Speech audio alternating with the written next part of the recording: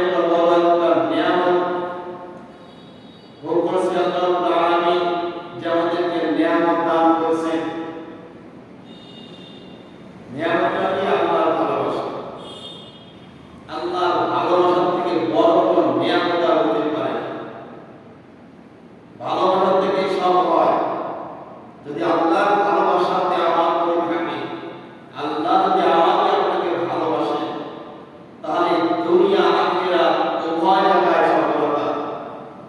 যদি আল্লাহ রাব্বুল আলামিন আমাকে আপনাকে ভালো না বাসে, দুনিয়া বরবাদ, আখিরাত বরবাদ, তাহলে সব কিছু ভুলে গেছে আল্লাহর ভালোবাসা।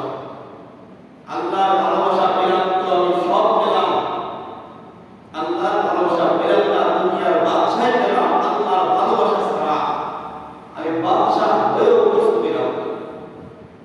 তাহলে সব কিছু ভুলে গেছে, নিয়ামতের মূল আছে আল্লাহর ভালোবাসা।